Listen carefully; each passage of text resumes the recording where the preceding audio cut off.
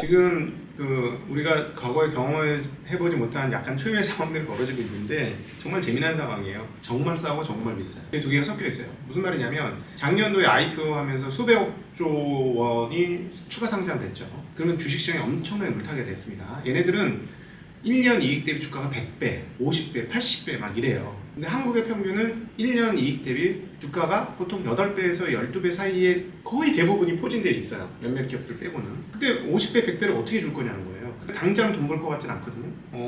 앞으로 돈을 좀 벌긴 벌 것 같은데 3, 4년 더 걸릴 것 같아요. 그럼 그 시장이 기다릴 거냐? 금리가 올라가는 상황에서. 못 기다려주면 걔들이 빠지면 어떤 일이 벌어지냐? 수백 조가 줄어드는 거죠.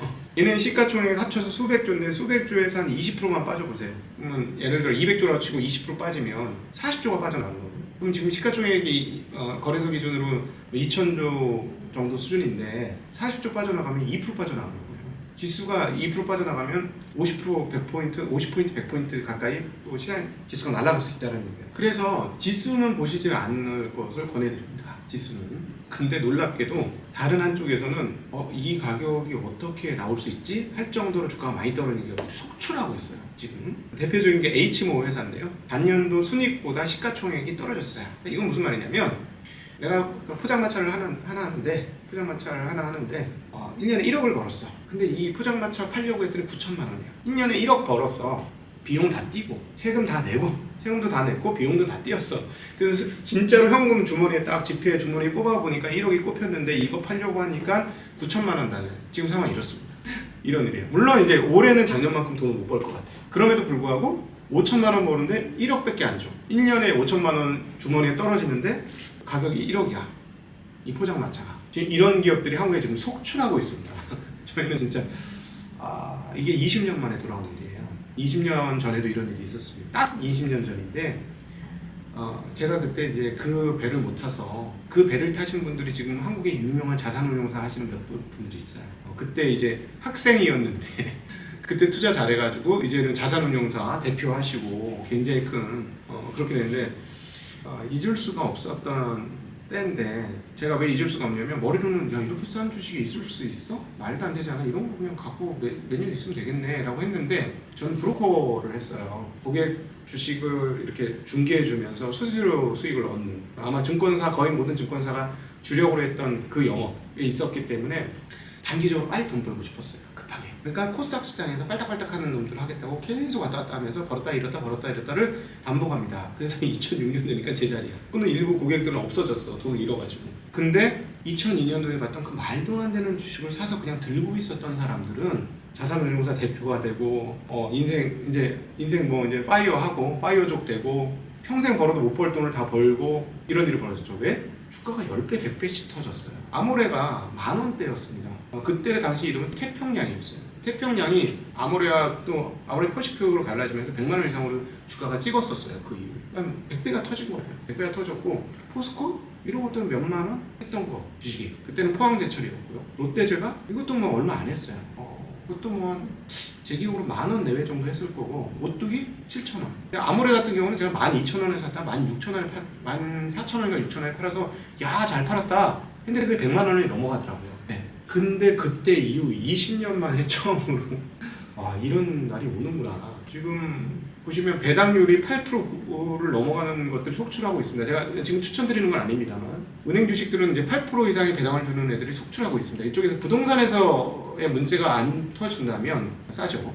은행주 같은 경우는 너무 싸졌고 증권도 과거 아주 암흑기였던 2016년 가격까지 떨어져서 배당률이 7, 8, 9% 막 이렇게 터지기 시작해요. 그 다음에 지주회사는 말할 것도 없고 지주회사는 정말 말도 안 되는 상황이고 건물 몇 개만 팔면 지주회사 갖고 있는 건물 몇 개만 팔면 시가총액이 획득되는 그런 상황까지 지금 떨어져 있어요. 그러니까 지금 이 가격은 장기적으로 한 5년 시계열로 보면 진짜 미친 말도 안 되는 가격이 지금 벌어지기 시작한다.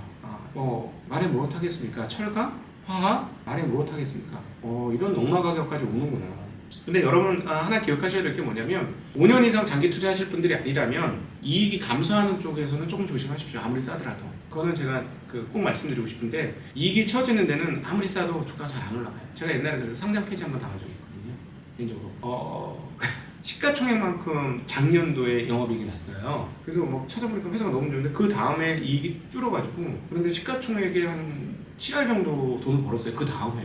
그 다음에 또 이익이 줄었어요. 근데 뭐 갖고 있는 뭐 자산이고 뭐고 해보니까 말도 안 되는 주가라서 제가 은행 대출해서 산 적이 있었거든요. 너무 싸다고 생각해서 한 3, 40개 탐방을 하고 나더니 그래 바로 이 회사야. 저 어린 나이에 제가 한 30대 초반쯤에 그랬던 거 같더니 그래 이 회사야 해가지고 투자를 했다. 그 회사 상폐된 적이 있었어요. 회사가 나빠서 상폐된 게 아니고요. 그냥 주식시장에 필요 없다고 해서 주식시장을 떠나갔죠. 그러면서 상폐를 시켜버렸어요. 그런 경험도 있었어요. 그래서 여러분들 드리고 싶은 말은 아무리 싸더라도 이익이 줄어드는 회사는 그거는 좀 피하시면서 하시면 좋을 거예요. 그래서 지금 시장이 되게 독특하게, 시장이 싸다는 말은 싸긴 싼데 그런 몇몇 작년에 IPO한 기업들 때문에 자신 있게 싸다고, 지수가 싸긴 싸지만 싸다고 말하기는 좀 애매하지만 기업별로는 정말 말도 안 되는 주가까지 떨어지는 속출해 있는 상황이다, 이렇게 말씀드릴 수 있습니다. 코로나 때하고는 조금 다릅니다. 지금 코로나 때는 속전속결로 빠졌어요. 2개월 정확히 기억나는데 2월 초반부터 떨어지기 시작하더니 본격적으로 2월 14일부터 떨어졌다가 딱 한 달, 3월 14일이나 3월 18일까지 떨어지고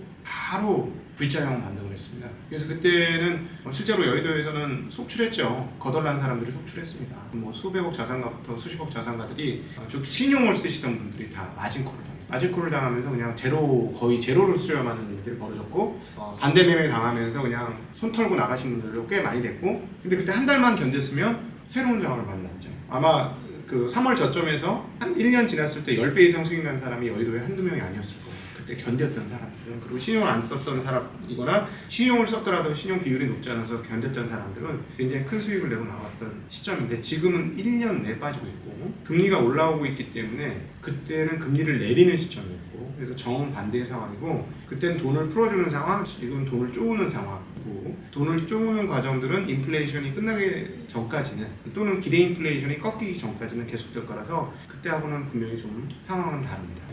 일반적으로 이번 장이 되게 어려운 게, 보통 신용 반대 매매가 빵빵 터지면 이제 끝이라고 생각하는데 신용 반대 매매가 나오다 말아요 지금. 그래서 이게 시그널이 정확하지 않고 왜 그런가 이제 곰곰이 생각해봤더니 2020년을 통해서 대중들이 굉장히 많아지면서 주식 투자의 숫자들이 너무 많아져서 옛날에 그 바닥 시그널이 잘 안 나와요. 옛날 같았으면은 일간신문이라든가 일반 뉴스에서 주식시장 폭락 뉴스가 나오면 거의 보통 바닥이었어요. 근데 이번에는 너무나 사람들이 관심이 많으니까 언급이 많아졌어요. 옛날 같았으면 하락 시그널이었는데 지금은 바닥 시그널이 잘 아닌 경우 있고, 그 다음에 심리 지표도 이 정도 되면 바닥이었어야 돼요. 제가 보기에는 이 정도면 모두가 아니라고 하는 시점이잖아요. 그러면 이제 바닥 시그널이 나와야 되는데 이상하게 이번에 잘 안 나오는 게 저희도 되게 신기하고, 아주 정확한 것 중에 하나는 뭐냐면 긍정론자가 사라질 때가 옵니다. 긍정론자가 부정론자로 변신. 이게 이제 저점 신호. 그 다음에 고점 신호는 어떻게 되냐면 비관론자들이 긍정론자로 마지막 바뀌어요. 포기하고 내가 틀렸구나. 포기. 그래 가는 거야. 고 하고 하면 이건 꼭지. 네, 그럼 여러분 어떻게 보셔야 되냐면 유튜브에서 긍정론을 펼치던 분들이 부정론으로 돌아가는 비율이 높아졌다. 그럼 거의 바닥에 임박했구나 라고 생각하시면 되겠어요. 저 같은 사람한테 그런 걸 기대하지 마세요. 전 죽을 때까지 가는 스타일이에요. 저는 매수로 죽자 이런 스타일이고, 저는 이미 2600에 거의 풀매수를 했기 때문에 지금 300%를 얻어맞았고, 저희는 믿음 있죠. 누가 이기나 한번 해보자. 1년이나 2년이 있으면 회복되지. 회복 안 될 수가 있어? 대신에 저건 하죠. 열심히 리밸런스를 합니다. 왜? 정말 사고 싶었던 주식들이 같이 쓰레기통에 빠진 거예요. 제가 잘못 구성했던 포트는 쓰레기통에 빠질만해, 이 정도 장이면. 근데 쟤는 이렇게 떨어질 애가 아닌데 저 기업은 굉장히 좋은 회사잖아. 같이 쓰레기통에 지금 들어가 있어요. 그러면 찬스죠. 오케이 버리고 배를 갈아타. 저쪽 배를 갈아타. 왜? 얘는 물이 올라올 때 쾌속선으로 갈 주식들이거든요. 그런 기업들이거든요. 좋은 기업인데 시장 분위기에 따라 같이 낙마가 되었어. 그럼 이런 주식으로는 리밸런싱을 하죠. 그러면서 이제 저희는 버티는 거예요. 그러면서 저 같은 사람이 부정론까지 넘어가는 걸 기다리겠다는 거는 잘못된 생각이시고 저는 안 넘어갈 겁니다. 그러나 이제 많은 긍정적인 유튜브들이 전부 부정론으로 넘어갔다. 그러면 그거는 좀 이제 바닥이 왔구나 이렇게 생각하시면 될 것 같습니다. 조금 시계열을 길게 보시면 좋을 것 같습니다. 우리가 2년 전으로 돌이켜보면 2년 전 지금 이 시점이 상당히 신나기 시작했던 시점이긴 하지만 아직도 하락에 대한 상처가 아물지는 못했던 시점이었어요. 근데 그 이후에 좀 놀라운 장이 벌어지면서 역대급 상승이 펼쳐졌었거든요. 주식 시장이라는 것도 그렇고 세상도 그렇고 돌고 돕니다. 지금은 내가 지옥문 열고 들어가는 것처럼 보이지만 어느 순간 되면 이 터널을 끝내고 천국문이 열릴 수도 있는 거고요. 그래서 중요한 건 뭐냐면 특별히 여기 이제 초보로 새롭게 들어오신 분들이라면 내가 귀한 경험을 했다라고 한번 생각해 보시면 어떨까 하는 생각이 듭니다. 귀한 경험은 불어도 하고 비용을 지불하고도 하는 거잖아요. 물론 굉장히 씁쓸하고 아픈 경험이 될 수 있겠습니다만 이 아픔을 기록으로 잘 남겨두신다면 향후를 위해서 굉장히 쓰지만 좋은 양약이 되지 않을까 하는 생각을 하고 있고요. 1년, 2년 지나면 지금을 또 편한 마음으로 추억할 수도 있지 않을까 하는 생각을 해봅니다. 단 현재 너무 고공행진하고 있는 주식을 내가 갖고 있지 않다면, 그리고 충분히 저렴한 기업들에 동참하고 있다면, 그리고 미래 성장이 보장되는 기업에 동참하고 있다면 마음을 편하게 가지셔도 됩니다. 지금 얻어 터졌더라도 이 회사가 계속 발전하는 기업이다 이러면 좀 마음을 편하게 가지고 미래까지 끌고 가실 수 있을 것 같고요. 근데 너무 근본이 없는 주식이다 이러면 한번 생각을 해보세요. 왜냐하면 근본이 있는 주식들도 똑같이 떨어졌어요. 그러니까 내가 가지고 있는 기업이 너무 근본이 없는 것 같아, 아무리 살펴봐도. 그러면 지금이라도 회개하는 심정으로 근본이 있는 기업으로 내 자산을 일부 옮기는 거, 이런 것들은 고려를 해보십시오. 이거는 다들 하고 있어요. 주식으로 잔뼈가 굵은 사람들, 주식으로 자산을 모아서 경제적 자유를 이루고 있는 모든 사람들이 지금 열심히 하고 있는 작업들이에요. 이 작업. 그래서 그리고 또 하나, 유튜브를 보실 때 선수와 해설가를 좀 구분하시면 좋을 것 같아요. 투자 중에 제일 쉬운 투자가 입투자예요. 말로만 하는 투자는 쉽습니다. 이거 팔아야죠. 이거 사야죠. 이건 저점이잖아. 이건 고점이잖아. 이건 쉬워요. 그러나 실전은 그렇지 않아요. 내가 알고 있어도 실행하기 힘든 게 굉장히 많습니다. 내가 지금 깨져 있는데 이게 좋은 건 아는데 바꾸기 힘들어요. 왜냐하면 사람은 손실을 싫어하는 본능이 있기 때문에, 손실에서 느끼는 아픔이 수익에서 느끼는 아픔보다 3배 정도 더 크기 때문에 이거는 뇌과학자들이 분석을 한 거예요. 그래서 자기 인간의 본성과 싸움하는 것이 투자의 영역입니다.